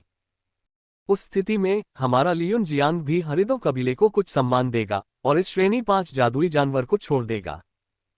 हमारा यांग संप्रदाय भी इसे छोड़ देगा। हरिदो कबीले की घोषणा के बाद जो शक्तियां बिल्कुल भी कमजोर नहीं थीं, उन्होंने एक के बाद एक कक्षा 5 के जादुई जानवर पर लड़ाई छोड़नी शुरू कर दी, जिससे हरिदो कबीले को कुछ सम्मान मिला। हे एल्डर हरिदो सभी को धन्यवाद देते हैं। हरिदो कबीले के एक बुजुर्ग ने धीरे से हंसा। इसके बाद जादुई आकाश पंख वाली गाय का शरीर 10,000 बैंगनी सिक्कों की सफल बोली के बाद हरिदो कबीले को दे दिया गया। अब हम दूसरे वर्ग 5 जादुई जानवर की नीलामी करेंगे। इसे लाओ, मेजबान चिल्लाया, जबकि लोगों का एक और समूह कपड़े से भरा एक और स्ट्रेचर ले जा रहा था। इस बार मेजबान ने बिना समय बर्बाद किए तुरंत काला कपड़ा फाड़ दिया। ये जादुई जानवर एक और क्लास 5 जादुई जानवर है, क्विक क्लाउड बीस्ट। साथ ही यह आखिरी आइटम भी है जिसे हम नीलाम करेंगे, और इस आइटम के नियम वही रहेंगे। शुरुआती कीमत 5,000 बैंगनी सिक्के है, जिसमें प्रत्येक न्यूनतम बोली 100 बैंगनी सिक्के अधिक है। जैसे ही होस्ट ने बात खत्म की, दर्शकों की ओर से बहुत सारे पुरस्कार घोषित होने लगे। शायद इसलिए क्योंकि यह आखिरी क्लास 5 मैजिकल बीस्ट था, इसलिए सभी ने पहले से भी ज्यादा जोरदार तरीके से लड़ाई शुरू कर दी। जल्द ही 5,000 की मूल कीमत अपनी राशि से 3 गुनी हो गई। 16,000 बैंगनी सिक्के, 17,000 बैंगनी सिक्के, 20,000 बैंगनी सिक्के। एक कप चाय उबालने में लगने वाले समय में क्विक क्लाउड बीस्ट की कीमत 20,000 तक पहुंच गई थी। बैंगनी सिक्कों की लगातार बढ़ती कीमत सुनकर बैठे हुए जियान चेन मुस्कुराए बिना नहीं रह सके। हालांकि पहले क्लास 5 जादुई जानवर को 10,000 बैंगनी सिक्कों में बेचा गया था, जो कि थोड़ा कम था, लेकिन इस दूसरे क्लास 5 जादुई जानवर ने पहले नुकसान की पूरी भरपाई कर दी थी। मुटियन कबीले ने 22,000 बैंगनी सिक्कों की बोली लगाई। यूलान कबीले ने 23,000 बैंगनी सिक्कों की बोली लगाई। जियालुओ कबीले ने 24,000 बैंगनी सिक्कों की बोली लगाई। बहते बादल तलवार मंडप 25,000 बैंगनी सिक्कों की बोली लगाता है। यांग संप्रदाय ने 26,000 बैंगनी सिक्कों की बोली लगाई। ब्लैक क्लाउड स्कूल ने 27,000 बैंगनी सिक्कों की बोली लगाई। कीमतें लगातार बढ़ती रही क्योंकि कई पक्ष इस वर्ग 5 जादुई जानवर के लिए भयंकर लड़ाई जारी रखते थे और प्रत्येक बार 1,000 बैंगनी सिक्कों की कीमत बढ़ती जाती थी। शीघ्र ही श्रेणी 5 के जादुई जानवर ने 40,000 बैंगनी सिक्कों का आंकड़ा पार कर लिया। यूलान कबीले ने 45,000 बैंगनी सिक्कों की बोली लगाई। तुरंत ही यूलान कबीले ने 45,000 बैंगनी सिक्कों की ऊंची कीमत की पेशकश की। तुरंत ही पूरा नीलामी घर शांत हो गया और कुछ लोग आश्चर्य से चौंक गए। 45,000 बैंगनी सिक्के पहले से ही किसी भी बड़े कबीले के लिए खरीदने लायक नहीं थे। क्लास 5 मैजिकल बीस्ट को शायद ही कभी देखा जाता था, लेकिन बड़े शहरों में रहने वाले लोग इसे अक्सर देख पाते थे। यहां तक कि यह कीमत भी सामान्य बिक्री मूल्य से कहीं ज्यादा थी। आखिरकार क्विक क्लाउड बीस्ट सिर्फ एक सामान्य क्लास 5 मैजिकल बीस्ट था और सिल्वर स्ट्राइप्ड गोल्डन स्नैक जैसा नहीं था। इससे पहले कि नीलामी घर अपना मूल्य युद्ध फिर से शुरू कर पाता, एक और आवाज सुनाई दी। मुटियन कबीले ने 46,000 बैंगनी सिक्कों की बोली लगाई है। मुटियन कबीले ने योलान कबीले पर दबाव बढ़ा दिया था। धमाका! मुटियन कबीले के बक्से से एक आवाज आई। फिर अचानक यूलान कबीले के बक्से से एक और आवाज आई। यूलान कबीले के वीआईपी बॉक्स में कुल 5 मध्यम आयु वर्ग के पुरुष और एक बुजुर्ग बैठे थे। सफेद लबादा पहने हुए मध्यम आयु वर्ग के पुरुषों में से एक ने अपने सामने लकड़ी की मेज पर जोर से मुक्का मारा, जिससे उसमें एक गड्ढा बन गया। मुटियन कबीले, तुम हमारे लिए, यूलान कबीले के लिए जीवन कठिन बनाने की हिम्मत करते हो। ठीक है, हम तुम्हें इसका पछतावा करवा देंगे। सफेद लबादा पहने मध्यम आयु वर्ग के आदमी ने दांत पीसते हुए कहा, उसके चेहरे पर एक गहरा भाव था। अन्य लोगों के चेहरों पर अप्रिय भाव थे। अगर हम इसी तरह लड़ते रहेंगे तो मुझे डर है कि कक्षा 5 के जादुई जानवर की कीमत इतनी बढ़ जाएगी कि हम भी उस तक नहीं पहुंच पाएंगे। बुजुर्ग ने उदास भाव से कहा, हमारे पास और क्या विकल्प है? इस क्लास 5 जादुई जानवर ने काफी लोगों को आकर्षित किया है। अब सभी शक्तियां जो अभी भी इसके लिए लड़ रही हैं, वे हमारे यूलान कबीले से कमजोर नहीं हैं। सफेद लबादा पहने मध्यम आयु वर्ग के व्यक्ति ने झल्लाहट में कहा। बहते बादल तलवार मंडप ने 47,000 बैंगनी सिक्कों की बोली लगाई। इस समय एक और आवाज ने कीमत घोषित की। कीमत को और अधिक बढ़ता देख यूलान कबीले के कुछ लोगों के चेहरे पर और भी अधिक भद्दे भाव आ गए। मध्यम आयु वर्ग के व्यक्ति की आंखें चमक उठीं और वह चिल्लाया, यूलान कबीले ने 50,000 बैंगनी सिक्कों की बोली लगाई। अध्याय 175 बाघों और ड्रैगन की लड़ाई। 50,000 बैंगनी सिक्के। ये यूलान कबीला निश्चित रूप से फायर क्लाउड सिटी में नंबर 1 कबीला है। उनकी वित्तीय ताकत बहुत मजबूत है। यूलान कबीले के पास वास्तव में बहुत पैसा है, जो एक वर्ग 5 जादुई जानवर के लिए 50,000 बैंगनी सिक्के खर्च कर सकता है, जबकि इसकी कीमत एक जानवर के मानक मूल्य से कहीं अधिक है। जैसे ही यूलान कबीले ने एक और बोली लगाई, पूरा नीलामी घर अचानक चहल पहल से भर गया। यहां तक कि जियान चेन के चेहरे पर भी एक अप्रत्याशित भाव था। वास्तव में क्लास 5 का जादुई जानवर एक अनमोल खजाना था, लेकिन इसकी भी एक अधिकतम कीमत थी। 50,000 बैंगनी सिक्के पहले से ही एक संख्या थी जो सीमा से बहुत अधिक थी। Flowing Cloud Sword Pavilion box से कुछ सफेद वस्त्र पहने हुए पुरुषों के चेहरे पर पत्थर जैसी भावभंगिमाएं थीं। कुल 8 पुरुष थे, एक सुंदर 20 वर्षीय युवक और एक फूल जैसी खूबसूरत महिला को छोड़कर बाकी सभी अधेड़ उम्र के थे। उस 20 वर्षीय नाजुक महिला ने कहा, ये यूलान कबीला वास्तव में इस क्लास 5 जादुई जानवर को जीतने के लिए दृढ़ संकल्पित है। इतनी अधिक कीमत के साथ अगर हम इसके लिए लड़ना जारी रखते हैं तो हमारा फ्लोइंग क्लाउड स्वॉर्ड पवेलियन इस क्लास 5 जादुई जानवर के लिए हमारे खजाने का अधिकांश हिस्सा चुका देगा। उसकी आवाज एक आध्यात्मिक पक्षी के गीत की तरह थी, क्योंकि यह सुनने में बहुत सुखद थी। मैंने सुना है कि यूलान कबीले का स्वामी पृथ्वी संत मास्टर की दहलीज से निपटने की तैयारी कर रहा है। अगर उसे कक्षा 5 जादुई जानवर का समर्थन प्राप्त है तो भले ही उसे निश्चित सफलता दर न मिले, लेकिन ये कम से कम उसके अवसरों को बहुत हद तक बेहतर करेगा। उनके लिए ये कक्षा 5 जादुई जानवर निश्चित रूप से महत्वपूर्ण है। एक मध्यम आयु वर्ग के व्यक्ति ने उत्तर दिया। मेरे गुरु पहले से ही दसियों सालों से महान संत गुरु स्तर के शिखर पर हैं। चूंकि वे दहलीज को पार करने और पृथ्वी संत गुरु स्तर में सफलता प्राप्त करने में सक्षम नहीं हैं, इसलिए वे केवल अपनी मूल शक्ति के दायरे में ही रह सकते हैं। अगर हम कक्षा 5 जादुई जानवर प्राप्त कर सकते हैं तो मेरे गुरु निश्चित रूप से सफलता प्राप्त करने में सक्षम होंगे। अगर मेरे गुरु वास्तव में पृथ्वी संत गुरु बन जाते हैं तो हमारा बहता हुआ बादल तलवार मंडप निश्चित रूप से शक्ति में मजबूत हो जाएगा।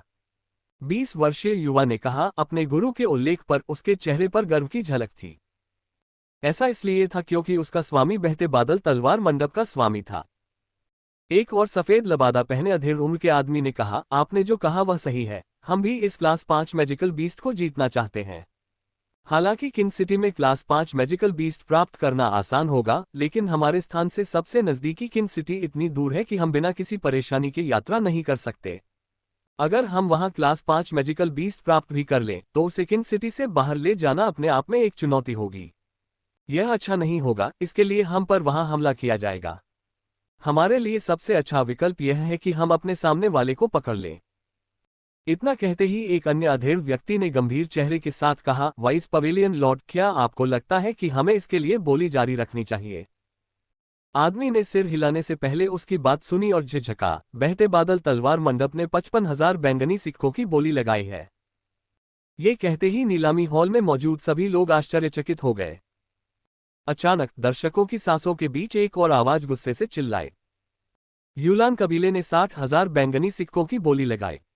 नवीनतम कीमत सुनकर बहते बादल तलवार मंडप में मौजूद कुछ लोगों के चेहरे पर बदसूरत भाव थे। 65,000 बैंगनी सिक्के।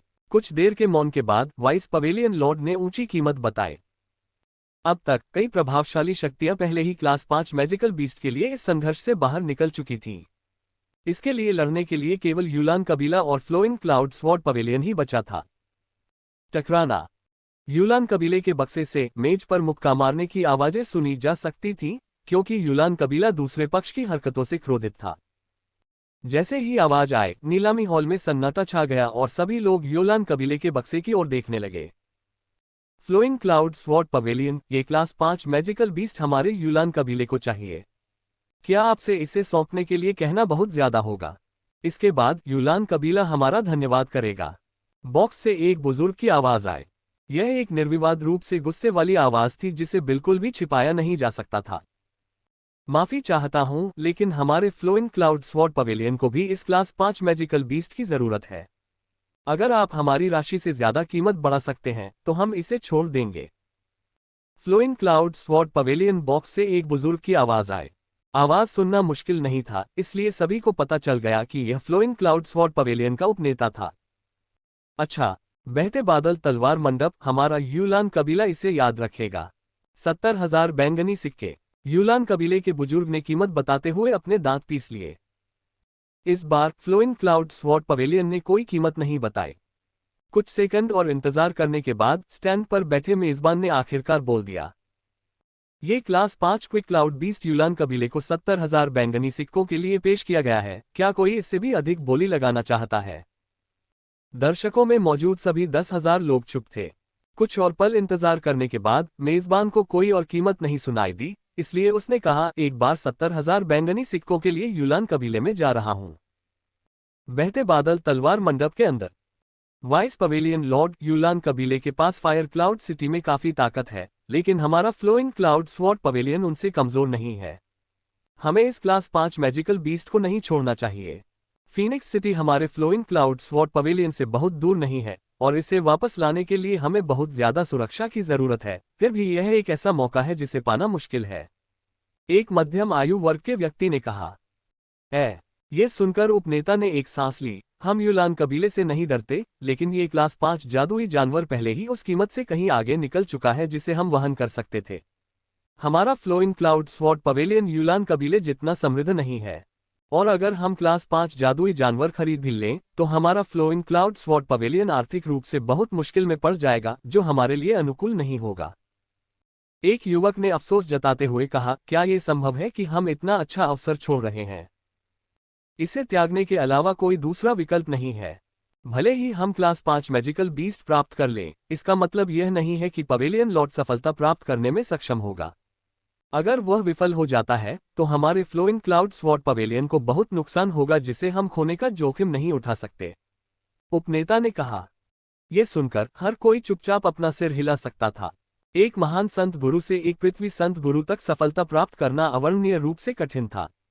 कक्षा 5 के जादुई जानवर के मांस की मदद से भी सफलता की दर 100% नहीं थी। अगर यह विफल हो जाता तो व्यक्ति एक अपंग से अधिक कुछ नहीं बन जाता, जिसे मर जाना ही बेहतर होता। 70,000 बैंगनी सिक्कों के लिए 2 बार यूलान कबीले में जा रहा हूं, क्या कोई और लेने वाला है? यूलान कबीले के लिए 3 बार जाना। एक पल। अध्याय 176, ग्रे रोब वाला आदमी। मैंने 100,000 बैंगनी सिक्कों की बोली लगाई। नीलामी हॉल के बीच से अचानक एक गहरी आवाज आई। हालांकि आवाज बहुत तेज नहीं थी, लेकिन नीलामी हॉल में मौजूद सभी लोगों ने उसे साफ सुना। 100,000 बैंगनी सिक्कों की कीमत सुनकर नीलामी हॉल में मौजूद हर कोई दंग रह गया। सिर्फ वे ही नहीं, बल्कि बॉक्स के अंदर मौजूद यूलान कबीले के सदस्यों के चेहरे पर भी अविश्वास के भाव थे। 100,000 बैंगनी सिक्के। श्रेणी 5 का जादुई जानवर एक खजाना था, लेकिन वे इतने कीमती नहीं थे कि अनमोल माने जा सके। श्रेणी 5 के जादुई जानवर के लिए 70,000 बैंगनी सिक्के पहले से ही महंगे माने जाते थे, लेकिन 100,000 बैंगनी सिक्के उचित मूल्य से बहुत अधिक थे। 100,000 बैंगनी सिक्कों की कीमत पुकारे जाने पर पूरा नीलामी हॉल एकदम शांत हो गया। इस शांति में अगर चांदी की सुई भी गिराई जाए तो उसकी प्रतिध्वनि सभी को साफ सुनाई देगी। कोने में बैठा जियान चेन कीमत सुनकर चौंक गया, लेकिन वह बहुत खुश भी था। चूंकि वह विक्रेता था, इसलिए वह स्वाभाविक रूप से चाहता था कि उसकी वस्तुएं यथासंभव अधिक कीमत पर बिकें। कीमत 70,000 से सीधे 100,000 बैंगनी सिक्कों तक पहुंच जाएगी। जियान चेन ने इसकी उम्मीद नहीं की थी। उसे और भी अधिक आश्चर्य इस बात से हुआ कि जिस व्यक्ति ने अभी अभी नवीनतम कीमत बताई थी, वह उससे बहुत दूर नहीं एक निजी बॉक्स में बैठा था। जियान चेन ने धीरे से अपना सिर आवाज के स्रोत की ओर घुमाया तो उसे एक भूरे रंग के कपड़े पहने हुए आदमी दिखाई दिया। वह एक बुजुर्ग व्यक्ति था जो 60 के आसपास का लग रहा था। उसके सिर के चारों ओर फूल की तरह काले बाल उगे हुए थे जो उसके झुर्रियों वाले चेहरे पर चार चांद लगा रहे थे। पूरा नीलामी हॉल कुछ सेकंड के लिए शांत रहा, फिर अचानक शोरगुल शुरू हो गया। हर कोई उस व्यक्ति की ओर देखने से खुद को रोक नहीं पाया जिसने कीमत बताई थी, लेकिन केवल मुट्ठी भर लोगों को ही पता था कि वह व्यक्ति दर्शकों में कहाँ है। मेजबान भी इतनी बड़ी कीमत देखकर चौंक गया था और उसे खुद को संभालने के लिए कुछ पलों का इंतजार करना पड़ा। उसने कहा, 100,000 बैंगनी सिक्के। 100,000 बैंगनी सिक्के। किसी ने 100,000 बैंगनी सिक्के की पेशकश की है। क्या कोई इस कीमत को मात देना चाहता है? यूलान कबीले के कुछ सदस्यों के चेहरे पीले पड़ गए थे। उनमें से एक भी व्यक्ति ने एक शब्द भी नहीं कहा क्योंकि वे उच्च कीमत से बहुत हैरान थे। 100,000 बैंगनी सिक्के एक बार में। क्या कोई उच्च बोली है? 100,000 बैंगनी सिक्के दो बार जा रहे हैं। 100,000 बैंगनी सिक्के 3 गुना बिक गए, बेचे गए। नीलामीकर्ता ने अपनी लकड़ी की हथौड़ी को जोर से घुमाया। दूसरे श्रेणी 5 जादुई जानवर क्विक क्लाउड बीस्ट को अंततः 100,000 बैंगनी सिक्कों में खरीदा गया। ठीक है, अब यह नीलामी आधिकारिक रूप से बंद हो जाएगी। इसमें शामिल होने के लिए आप सभी का धन्यवाद। आज से 1 साल बाद हम फिर मिलेंगे। मैं अब उन मेहमानों को आमंत्रित करना चाहता हूं जिन्होंने आइटम खरीदे हैं कि वे बैकस्टेज पर आए और उन्हें वापस ले लें। नीलामीकर्ता जीरोंग ने एक शानदार मुस्कान दी। उन्होंने पहले ही दर्जनों वर्षों तक हेवनली फीनिक्स नीलामी घर में नीलामी का निर्देशन किया था, लेकिन यह अब तक की उनकी सबसे शानदार नीलामी थी। आखिरकार उन्होंने 100,000 बैंगनी सिक्कों की कीमत वाली एक वस्तु बेची थी। ये निश्चित रूप से एक नीलामीकर्ता के लिए सर्वोच्च सम्मान था। नीलामी समाप्त होने के बाद जिन लोगों ने वस्तुएं खरीदी थीं, वे अपनी सीटों से उठकर अपनी वस्तुओं के बदले उचित धनराशि का आदान प्रदान करने के लिए मंच के पीछे की ओर जाने लगे। जियान चेन थोड़ा हिचकिचाया, फिर वह भी खड़ा हो गया और बैकस्टेज की ओर चलने लगा। 2 क्लास 5 मैजिकल बीस्ट्स की नीलामी से उसे जो पैसे मिले थे उन्हें भी वहां से वापस लाना था। जब जियान चेन मंच के पीछे पहुंचे तो वहां पहले से ही लोगों की भीड़ थी। यहां से सभी ने अपनी खरीदी हुई चीजें उठाईं। सैकड़ों लोग सतर्कतापूर्वक और चुपचाप पंक्ति में खड़े थे। उनके हाथों में एक छोटा सा कार्ड था जिसे नीलामी घर ने विशेष रूप से जारी किया था।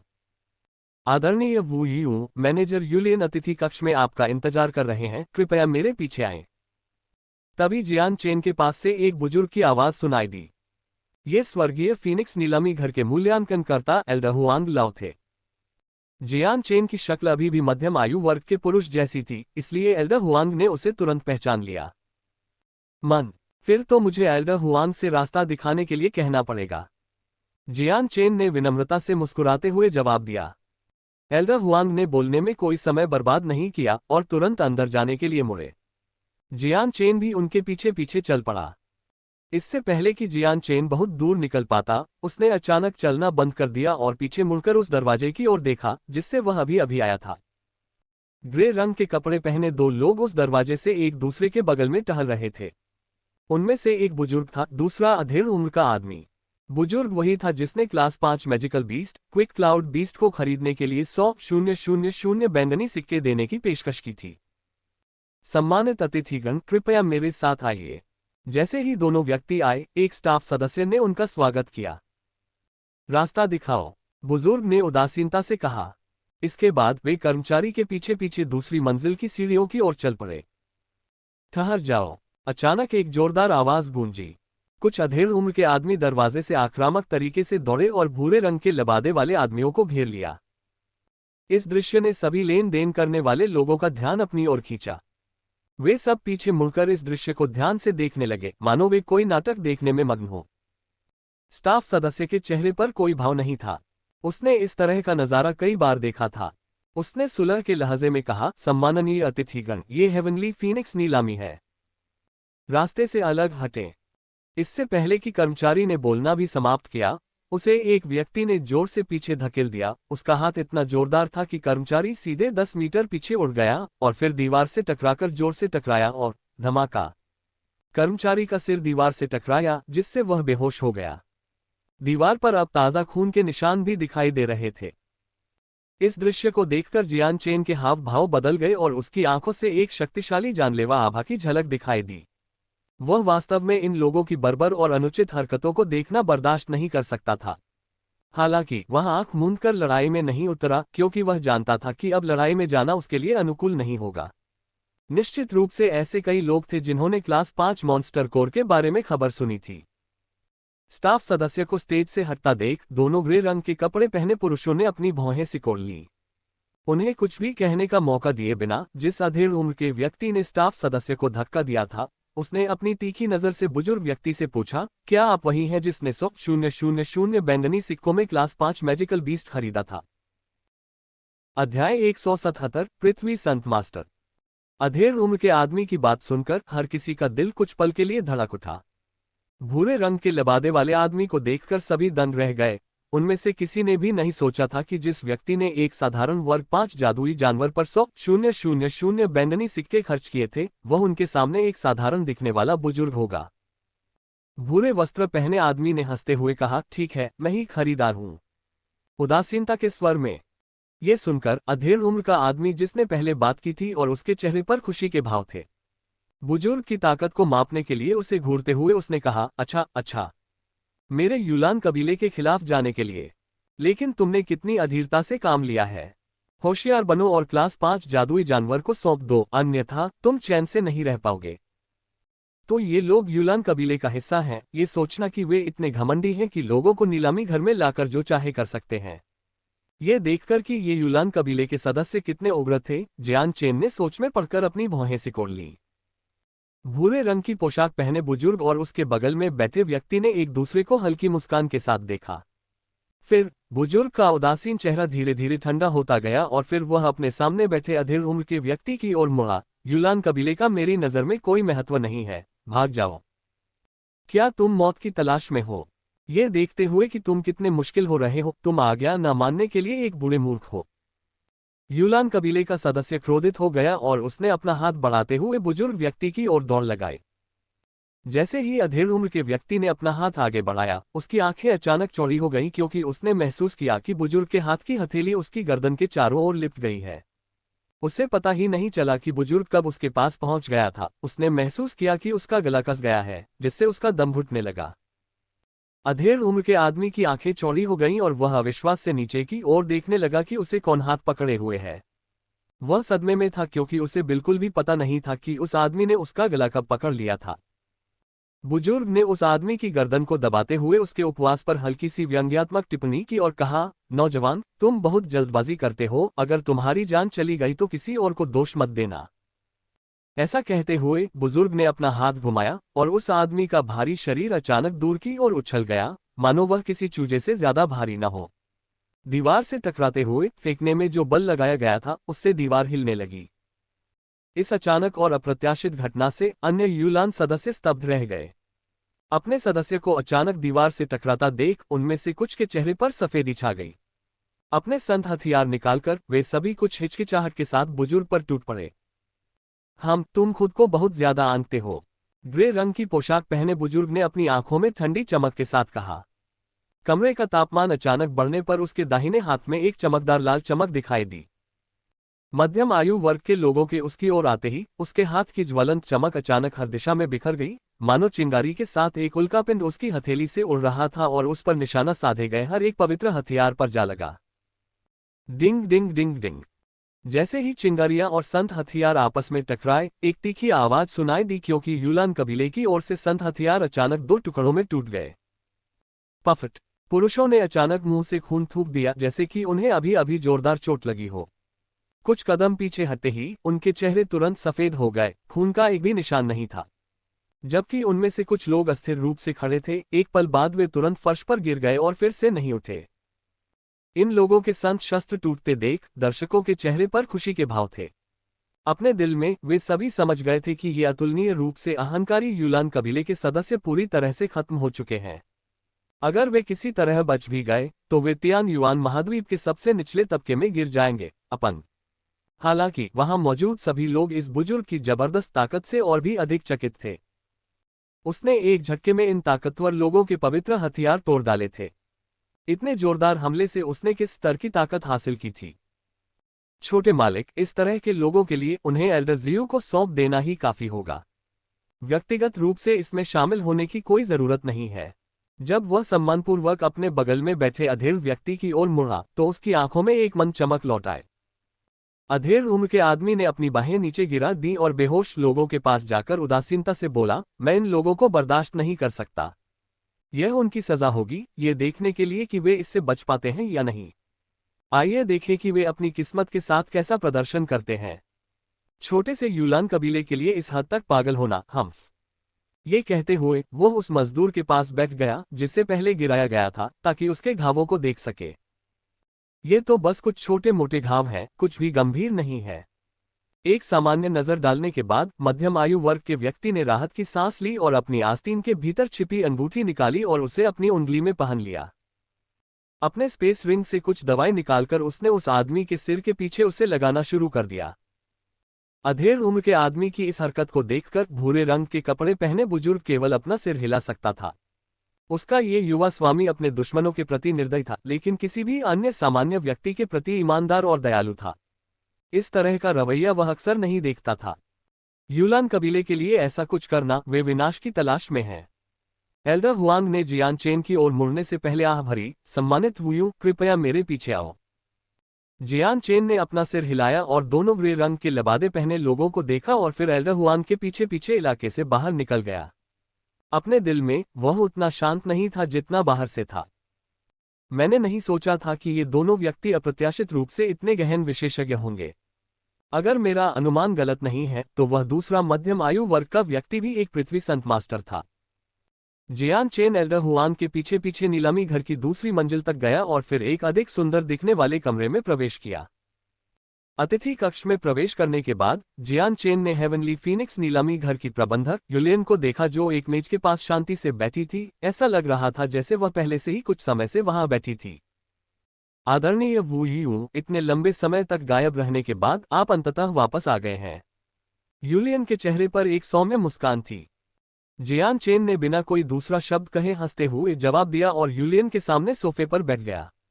एल्डर हुआंग जो उसे कमरे में ले गया था, कमरे में नहीं गया बल्कि दरवाजा बंद करके चला गया। अध्याय 178, आने वाली मुसीबत। यूलियन के परिपक्व आकर्षण को देखकर जियान चेन ने अभी भी अपने दिल में एक शांत और स्थिर भावना बनाए रखी। मैनेजर यूलियन, अब जब क्लास 5 जादुई जानवर बिक गया है तो क्या पैसे मुझे सौंप दिए जाएंगे?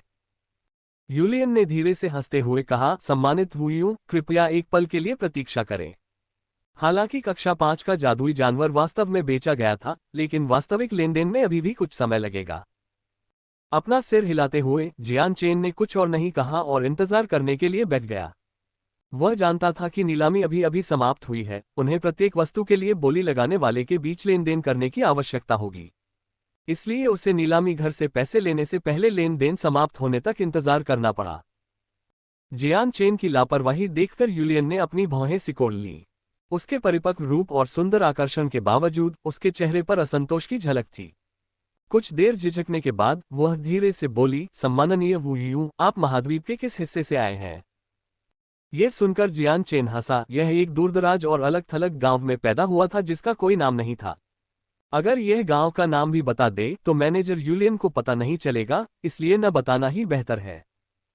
इसके बाद यूलियन ने जियान चेन से बातचीत करने की कोशिश जारी रखी और उसके बारे में कुछ जानकारी जुटाने के लिए उसके बारे में खुद से सवाल पूछे। हालांकि जियान चेन अब एक अनुभवहीन युवा नहीं था। हालांकि यूलियन ने शब्दों के साथ अपने कौशल का कुशलतापूर्वक उपयोग करके जियान चेन को कुछ व्यक्तिगत जानकारी देने के लिए फंसाने की कोशिश की थी। उसे मिलने वाला हर जवाब उसकी संतुष्टि के अनुरूप नहीं था। हर बार जब जियान चेन ने उसे जवाब दिया था तो वह जानकारी कभी नहीं आई थी जो वह सुनना चाहती थी। जो भी जानकारी आशाजनक लगती थी वह वास्तव में बेकार थी। ऐसा लगता है कि यह वू यून कोई साधारण व्यक्ति नहीं है। उसके मुंह से मुझे जो जानकारी चाहिए उसे ढूंढना एक मुश्किल काम है। यूलियन को सिर में दर्द महसूस हुआ और उसने मन ही मन सोचा, यूलियन के चेहरे पर थोड़ा सा गुस्सा देखकर जियान चेन मन ही मन हंस पड़ा। धप धप धप, उसी समय दस्तकों की एक श्रृंखला सुनाई दी। यह आवाज सुनकर यूलियन अपनी सीट पर सीधी खड़ी हो गई और सोफे पर एक बटन दबाने के लिए हाथ बढ़ाया। ड्राइंग रूम का दरवाजा चुपचाप खुल गया। बाहर एक आकर्षक दिखने वाली 20 वर्षीय लड़की वर्दी पहने खड़ी थी। मैनेजर यूलियन एल्डर हुआंग चाहते थे कि मैं ये स्पेस बेल्ट आपको दे दूं। नौकर ने धीमी आवाज में यूलियन से कहा। उसे दे दो। हाँ मैम। नौकरानी ड्राइंग रूम में दाखिल हुई और यूलियन को स्पेस बेल्ट थमा दी। कमरे से बाहर जाने से पहले उसकी नजर थोड़ी देर तक जियान चेन के चेहरे पर टिकी रही। यूलियन ने स्पेस बेल्ट में मौजूद वस्तुओं का निरीक्षण किया, फिर उसे धीरे से टेबल पर रख दिया और मुस्कुराते हुए बोली, मिस्टर वू यून, क्लास 5 मैजिकल बीस्ट्स को बेचकर आपने जो 110,000 बैंगनी सिक्के कमाए थे, वे सब इसमें हैं। आप खुद जांच कर सकते हैं। जियान चेन ने स्पेस बेल्ट लिया और उसमें रखी चीजों का निरीक्षण किया। स्पेस बेल्ट के अंदर चमचमाते बैंगनी सिक्कों के 11 साफ सुथरे ढेर देखे जा सकते थे। प्रत्येक ढेर में ठीक 10,000 सिक्के थे। 11 ढेरों ने कुल 110,000 बैंगनी सिक्के दिए। अपना पैसा पाने के बाद जियान चेन का अब और रुकने का कोई इरादा नहीं था। वह सोफे से उठ खड़ा हुआ और विनम्रता से यूलियन की ओर इशारा करते हुए बोला, मैनेजर यूलियन, अगर और कुछ नहीं है तो मैं विदा लेता हूं। ये कहते हुए वह मुड़ा और दरवाजे की ओर बढ़ने लगा। मिस्टर वू यूं, कृपया थोड़ा इंतजार करें। यूलियन ने अचानक जियान चेन को आवाज दी। जियान चेन ने अपनी जगह पर रुककर यूलियन की ओर देखा। मैनेजर यूलियन, क्या आपको मुझसे कुछ और कहना है? उसने स्पष्ट रूप से पूछा। यूलियन ने कुछ देर झिझकते हुए कहा, मिस्टर वू यून, अगर आपके पास क्लास 5 मॉन्स्टर कोर है तो हमारा हेवनली फीनिक्स ऑक्शन हाउस इसे आपकी मनचाही कीमत पर खरीदने को तैयार है। इसके अलावा हम इसे गुप्त भी रख सकते हैं। इस प्रस्ताव पर विचार करने में कोई बुराई नहीं है। जियान चेन ने माफी मांगते हुए मुस्कुराते हुए कहा, मुझे सच में खेद है मैनेजर यूलियन। मेरे पास क्लास 5 मॉन्स्टर कोर नहीं है। उसके जवाब का इंतजार किए बिना जियान चेन ने दरवाजा खोला और चला गया।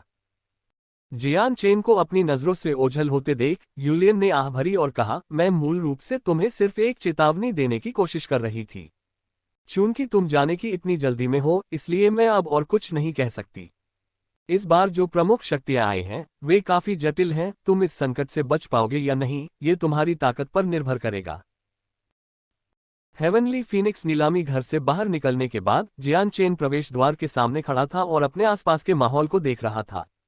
जैसा कि उम्मीद थी, उसके आसपास संदिग्ध लोगों के कई निशान थे। जियान चेन ने ज्यादा देर तक रुककर नहीं देखा और भीड़ भरी सड़क की ओर सामान्य गति से चलने लगा। हालांकि इससे पहले कि वह बहुत दूर जा पाता, अचानक उसका चेहरा बदल गया। अपनी शक्तिशाली आत्मा की तीव्र अनुभूति क्षमताओं का उपयोग करते हुए वह स्पष्ट रूप से महसूस कर सकता था कि सैकड़ों नजरें हर दिशा से उसकी ओर आ रही हैं। जियान चेन का दिल बैठ गया जब उसे एहसास हुआ कि वह थोड़ा नुकसान में था। क्या ये हो सकता है कि उन शक्तियों ने पहले ही पता लगा लिया है कि मैं ही वह व्यक्ति था जिसने 2 श्रेणी 5 जादुई जानवरों की नीलामी की थी? या शायद स्वर्गीय फीनिक्स नीलामी घर ने मेरी पहचान का खुलासा किया? हालांकि उसे एहसास हो गया था कि स्थिति वास्तव में उसके पक्ष में नहीं थी, फिर भी जियान चेन का चेहरा शांत रहा। उसने अपनी सामान्य गति बनाए रखी, जैसे कि स्थिति में कुछ भी गलत नहीं था, और वह चहल पहल वाली सड़क की ओर बढ़ता रहा।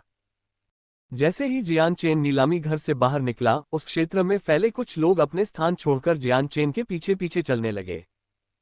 अपने पीछे लोगों की हरकतों को महसूस करते हुए जियान चेन खुद को रोक नहीं पाया और उसका चेहरा खिलखिला उठा। इतने लंबे समय से उसके अंदर जो गर्म खून शांत था, वह एक बार फिर उबलने लगा। जब से वह पीक सेंट मास्टर स्तर पर पहुंचा था, तब से जियान चेन ने एक बार भी किसी व्यक्ति के खिलाफ लड़ाई नहीं की थी। वह वास्तव में प्रयोग करना चाहता था और देखना चाहता था कि अब जब वह एक पीक सेंट मास्टर बन गया है, तो एक महान संत मास्टर उसके कितने हमलों को झेल पाएगा। महाराज, कृपया रुकें। उसी समय काले कपड़े पहने कुछ मध्यम आयु वर्ग के लोगों ने अचानक जियान चेन का रास्ता रोक लिया। जियान चेन वहीं रुक गया और उदासीनता से मध्यम आयु वर्ग के पुरुषों को देखा। सज्जनों, क्या आपको मुझसे कोई काम है? उनमें से एक ने मुस्कुराते हुए कहा, हम फीनिक्स शहर के हेमिंग कबीले के सदस्य हैं। महाराज, हमारे हेमिंग कबीले का आपके प्रति कोई बुरा इरादा नहीं है। हम आपको केवल अपने हेमिंग कबीले का मेहमान बनने के लिए आमंत्रित करना चाहते हैं। हेमिंग कबीला? ये सुनकर जियान चेन का दिल धड़क उठा। फीनिक्स सिटी में अपने पिछले कुछ दिनों के दौरान उसने निश्चित रूप से इस कबीले के बारे में पहले भी सुना था। वे फीनिक्स सिटी के मूल निवासी थे और यहाँ के 3 महान कबीलों में से एक होने के लिए पर्याप्त मजबूत थे। मैं हेमिंग कबीले को उनके निमंत्रण के लिए धन्यवाद देता हूँ, लेकिन मेरे पास अभी भी कुछ काम है जो मुझे करने हैं, इसलिए मैं वास्तव में आपका मेहमान नहीं बन सकता। जियान चेन ने चतुराई से मना कर दिया। इस जवाब पर कबीले के लोगों के हाव भाव नहीं बदले। सबसे पहले बोलने वाले ने कहा, मिस्टर वुयू, अब आपको जानने वाली बहुत सी शक्तियां हैं। आपकी वर्तमान परिस्थितियां बहुत ही निराशाजनक हैं। हम हेमिंग कबीले के लोग ही आपको बचा सकते हैं। कृपया हमारे प्रस्ताव पर विचार करें। अध्याय 179 घेराबंदी में फंसा। जियान चेन की प्रतिक्रिया सुनकर उस आदमी की आंखों में खुशी के भाव थे। ये वाक्य कुछ ऐसा था जिसे सुनने की उसे बहुत पहले से उम्मीद थी। वह चाहता था कि जियान चेन आज्ञाकारी होकर उनके पीछे पीछे हेमिंग कबीले में वापस चले, लेकिन यह इच्छा उसके चेहरे पर नहीं दिखी। तुरंत हमारे साथ हेमिंग कबीले में वापस आओ, अन्यथा जब रात होने तक सभी विशेषज्ञ आ जाएंगे तो हेमिंग कबीला भी तुम्हारी मदद करने में असमर्थ हो जाएगा। जियान चेन की आंखों में उपहास की एक लगभग अदृश्य चमक चमक उठी जब उसने उत्तर दिया, क्या ऐसा हो सकता है कि अगर मैं आपके साथ हेमिंग कबीले में वापस आऊं तो हेमिंग कबीला निश्चित रूप से मुझे बचाएगा? क्या आपने अभी नहीं कहा था कि मेरे पीछे कई प्रभावशाली शक्तियां हैं? क्या ऐसा हो सकता है कि हेमिंग कबीला हर दिशा से होने वाले हमलों का सामना करने में सक्षम है? वह आदमी आत्मविश्वास से हंसा, बेशक मैं मानता हूं कि तुम्हारे बाद की शक्तियां वास्तव में बहुत शक्तिशाली हैं और हमारे हेमिंग कबीले के समान स्तर पर प्रतिस्पर्धा कर सकती हैं, लेकिन तुम यह मत भूलो कि हमारा हेमिंग कबीला फीनिक्स शहर की स्थानीय शक्ति बनने के लिए पर्याप्त शक्तिशाली है। इसके अलावा हेमिंग कबीला गुप्त रूप से कुछ अन्य कबीलों के साथ जुड़ गया है, इसलिए यदि तुम हमारे साथ सहयोग करने के लिए सहमत हो तो तुम अन्य शक्तियों से सुरक्षित रहोगे। ओह, तो यह ऐसा था। जियान चेन ने अपना सिर हिलाया जैसे कि उसे अचानक कुछ एहसास हुआ हो। तो जल्दी से मेरे साथ चलो, रात करीब आ रही है। हमारे लोग उन्हें सिर्फ थोड़ी देर के लिए ही रोक सकते हैं, अगर हम ज्यादा देर करेंगे तो स्थिति बहुत गंभीर हो जाएगी। यह मानते हुए कि जियान चेन पहले ही हेमिंग कबीले में लौटने के लिए सहमत हो गया था, आदमी एक दिशा में भागने लगा। हालांकि इससे पहले कि वह बहुत दूर जा पाता, वह तुरंत रुक गया और भौहें सिकोड़ते हुए स्थिर जियान चेन की ओर देखने लगा। तुम हिल क्यों नहीं रहे हो? जियान चेन के चेहरे पर कुछ संदेह था, कहा। जियान चेन की बात सुनकर उस आदमी के दिल में डर पैदा हो गया, क्योंकि उसे एहसास हुआ कि यह सब उतना आसान नहीं होगा जितना उसने सोचा था। और कहा, बेशक हम हेमिंग कबीले में वापस जा रहे हैं, या तुम कहीं और मरना चाहते थे? लेकिन मैंने कभी नहीं कहा कि मैं तुम्हारे साथ जाऊंगा, जियान चेन ने बिना किसी भावना के कहा। हेमिंग कबीले के हर सदस्य के चेहरे अचानक बदल गए, क्योंकि समूह के मुखिया के चेहरे पर भी एक गहरा भाव था और वह जियान चेन को ठंडे भाव से देख रहा था। वुयू, क्या तुम हमारे साथ खेल रहे हो? जियान चेन हंसा, मैं तुम्हारे साथ नहीं खेल रहा हूं। क्या तुमने मुझे ये कहते हुए सुना कि मैं तुम्हारे साथ हेमिंग कबीले में वापस जाऊंगा? अधेड़ उम्र के आदमी ने एक गहरी सांस ली और फिर एक और गहरी सांस ली, क्योंकि उसकी नजरें दुर्भावनापूर्ण हो गई थीं। गुस्से से हंसते हुए उसने कहा, अच्छा, बहुत अच्छा। वुयू, तुमने टोस्ट में एक कप पीने से इनकार कर दिया है, इसलिए तुम हार में एक कप पियोगे। हमें असभ्य होने का दोष मत दो। ऐसा कहते हुए मध्यम आयु वर्ग का आदमी जियान चेन पर टूट पड़ा। जियान चेन की आंखें ठंडी चमक उठी जब उसने अपना निजी संत हथियार निकाला। जल्दी ही उसके दाहिने हाथ में एक पतली और पतली चांदी की तलवार दिखाई दी। इन हेमिंग कबीले के सदस्यों के खिलाफ जियान चेन बता सकता था कि उनकी ताकत के बीच का अंतर दिन की तरह स्पष्ट था। मध्यम आयु वर्ग का व्यक्ति जिसने उससे सबसे पहले बात की थी, वह एक प्राथमिक महान संत मास्टर था और उसके साथ अन्य लोग केवल शीर्ष संत मास्टर स्तर के थे। इस तरह की ताकत का प्रदर्शन जियान चेन के लिए बिल्कुल भी खतरा नहीं था। लोगों को अपनी ओर बढ़ता देख जियान चेन की हल्की पवन तलवार ने अपने किनारों पर एक धुंधली चमक बिखेरनी शुरू कर दी, जो तलवार क्यूई द्वारा तलवार को तेज करने का संकेत था। फिर एक ही वार के साथ सड़कों पर एक बहुत तेज आवाज गूंजी जिसने इमारतों को भी हिला दिया। हाँ, हेमिंग कबीले के सदस्य, आपकी चाल वाकई बहुत तेज है। अचानक तलवार क्यूई की एक अत्यंत तीव्र मात्रा उठी और मध्यम आयु वर्ग के व्यक्ति की ओर चली गई। इस अचानक परिवर्तन के साथ उस आदमी का चेहरा बेहद गंभीर हो गया, क्योंकि उसने महसूस किया कि उस वस्तु से तलवार क्यू की मजबूत मात्रा निकल रही है जो उस पर उड़ रही थी। खुद को मानसिक रूप से आह भरते हुए उसके दिल को पता था कि जियान चेन को पकड़ने का मौका खो गया था। एक कर्कश ध्वनि के साथ एक मजबूत मात्रा में सेंट फोस ने उसके हाथों को भर दिया और एक 2 हाथ वाली तलवार दिखाई दी। उसने इसका इस्तेमाल अपनी ओर उड़ती हुई तेज गति से तलवार के ऊपर वार करने के लिए किया। जैसे ही जियान चेन ने तलवार देखी, उसके पैर जमीन पर टकराने लगे और वह पीछे की ओर भागने लगा। टकराना। जैसे ही जियान चेन पीछे हटा, बहुत ज्यादा ऊर्जा नीचे जमीन पर गिरी और धूल और मलबे का एक तेज तूफान उठा। तबाही की आवाजें हर तरफ गूंज रही थीं क्योंकि आसपास की दुकानें भी शॉकवेव की चपेट में आ गई थीं। सड़कों पर मौजूद भाग्यशाली लोग जो हमले से बच गए थे, वे बिना किसी हिचकिचाहट के तुरंत उस जगह से दूर चले गए। तियान युआन महाद्वीप में युद्ध आम बात थी, इसलिए ये घटना किसी के लिए भी नई नहीं थी, इसलिए खड़े लोगों के चेहरे पर डर या सदमे जैसा कोई भाव नहीं था। सदमे की लहर के शांत हो जाने के बाद हेमिंग कबीले का मध्यम आयु वर्ग का व्यक्ति गंभीर भाव के साथ अपनी मूल स्थिति में खड़ा हो गया। उसी समय लोगों का एक समूह जियान चेन के पीछे से उसकी दिशा में आया। यहां तक कि आसपास की इमारतों की छतों से भी कई लोग जियान चेन तक पहुंचने के लिए शोरगुल की ओर कूद पड़े। कुछ ही पलों में पूरी सड़क सैकड़ों लोगों से भर गई और एक अभेद्य भीड़ बन गई। यहां तक कि आसपास की छतें भी लोगों से भरी हुई थीं। इस मामले से असंबंधित किसी भी व्यक्ति को तुरंत वहां से चले जाना चाहिए। अचानक एक आवाज सुनाई दी जिससे सभी खड़े लोगों को उस जगह से चले जाने की जरूरत महसूस हुई। उसके बाद भीड़ ने खड़े लोगों के लिए एक खाली रास्ता बना दिया ताकि वे जल्दी से वहां से निकल सकें। आसपास के लोगों को कम से कम 100 से ज्यादा संख्या में देखकर जियान चेन का चेहरा आखिरकार सामान्य से ज्यादा गंभीर हो गया। इस समूह में वह महसूस कर सकता था कि उनमें से कई लोग काफी मजबूत थे, जबकि बाकी लोग कम से कम महान संत मास्टर स्तर के थे। अध्याय 180। यह मेरा प्रस्ताव है। इस समय एक महंगा लाल लबादा पहने हुए एक बुजुर्ग व्यक्ति ने अपने आसपास लोगों की भीड़ को देखा और फिर मुस्कुराया।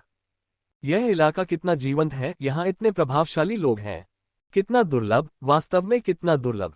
सच में यह एक ऐसा नज़ारा है जो बहुत कम देखने को मिलता है।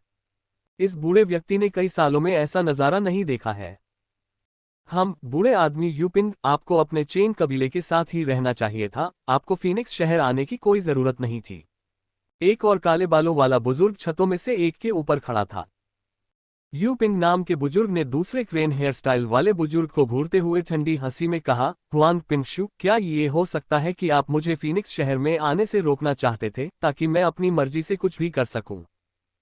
हम बूढ़े शैतान पिंगयू, मैं 5 साल पहले के उस समय को नहीं भूला हूं।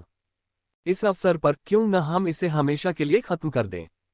हुआन पिंगशु ने बड़े पिंगयू को घूरते हुए ठंडे लहजे में कहा, जिससे उसकी हत्या की मंशा साफ जाहिर हो रही थी। ये सही है, अब समय आ गया है कि मैं 5 साल पहले का कर्ज चुका दूं। लाल लबादा पहने बुजुर्ग बोला। उसके हाथ में बड़ी मात्रा में सेंट फोस इकट्ठा हो गया, जो जल्दी ही 2.33 मीटर लंबे घुमावदार ब्लेड में बदल गया। इस समय तक दोनों बुजुर्गों का रवैया गंभीर हो चुका था। लाल वस्त्र पहने बुजुर्ग के पास बैठा अधेड़ व्यक्ति उसके पास गया और बोला, आदरणीय यूपिंग, अभी अपनी शिकायतों को सुझाने का समय नहीं है। बेहतर होगा कि आप दोनों के बीच की शिकायतों को सुझाने से पहले जो कुछ हमारे सामने है उसे खत्म कर ले। लाल वस्त्र पहने बुजुर्ग ने अपना सिर हिलाया, जो भी हो हुआंग पिंगशु, इस मौजूदा स्थिति में अभी समय नहीं है। हमें अपनी शिकायतों को सुझाने से पहले हमारे सामने मौजूद इस मामले के सुलझने का इंतजार करना चाहिए। दूसरे बुजुर्ग ने जियान चेन को क्षण भर के लिए देखा, ये जानते हुए कि अब कुछ और करने का अवसर है। फिर नाक भान सिकोड़ते हुए कहा, तो मैं तुम्हें अभी के लिए छोड़ देता हूं। इस समय लोगों का एक समूह सड़क के दोनों ओर से यात्रा कर रहा था। उनकी तेज गति और सापेक्षिक गति से उन्हें देखने वाला कोई भी व्यक्ति समझ सकता था कि वे एक ही समूह का हिस्सा थे। जैसे जैसे वह समूह करीब आता गया, वे लोग जो उन घरों के किनारे खड़े थे जिनके पास से वे गुजर रहे थे, उन्होंने तुरंत उन्हें जाने दिया। वे लोग एक घर के किनारे रुक गए और एकटक जियान चेन को घूरने लगे, जो लोगों की घेराबंदी के बीच में था। यह माननीय वू यून ही होंगे। जियान चेन ने अपना सिर घुमाया और देखा कि एक सफेद वस्त्र पहने मध्यम आयु वर्ग का व्यक्ति खड़ा था, जिसके सिर पर केवल 1 इंच बाल थे और चेहरे पर एक जख्म का निशान था।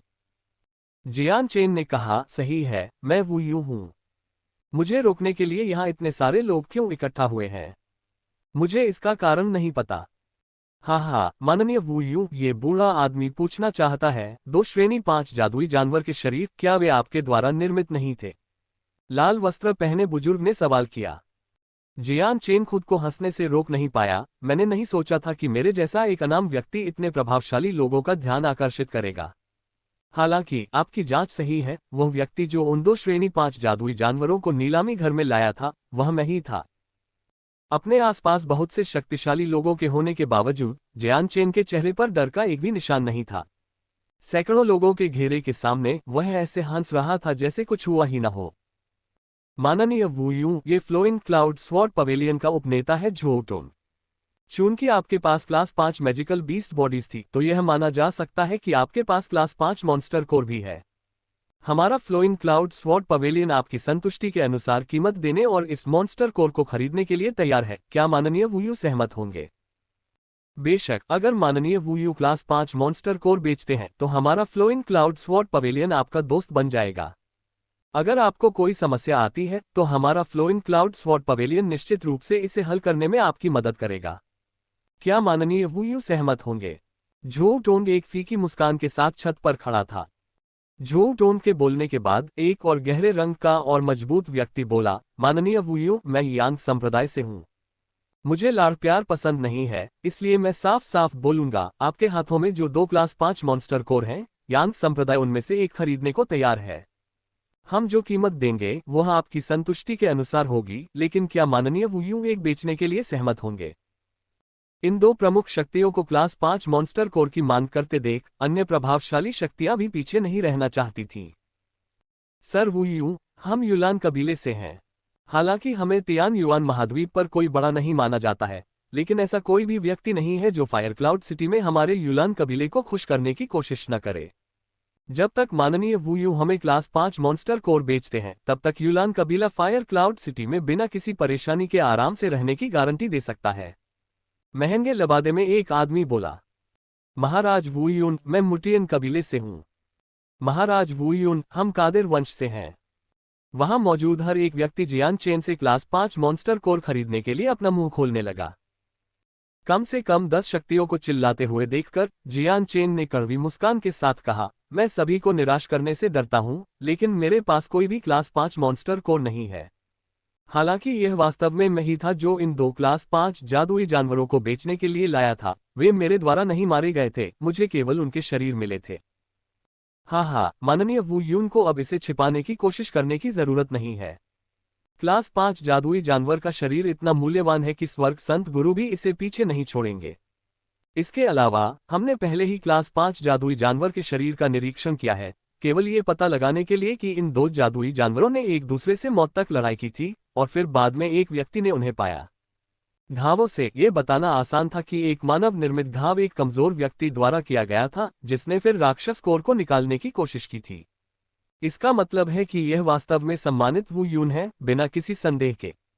एक बुजुर्ग हंसा, लगभग ऐसा लगा जैसे वह कुछ दोस्तों के साथ मौसम पर चर्चा कर रहा हो।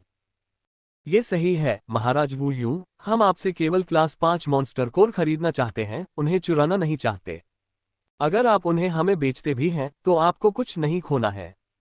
ये क्लास 5 मॉन्स्टर कोर आपके पास सुरक्षित नहीं है और उन्हें अपने पास रखना निश्चित रूप से आपदा लाएगा। अगर आप उन्हें हमें बेचते हैं तो आप बहुत सारा पैसा कमा सकते हैं, इतना कि आपको कपड़ों या भोजन के बारे में चिंता करने की जरूरत नहीं होगी। फिर भी आप अपनी खुद की ताकत विकसित करने के लिए कई मॉन्स्टर कोर खरीद पाएंगे।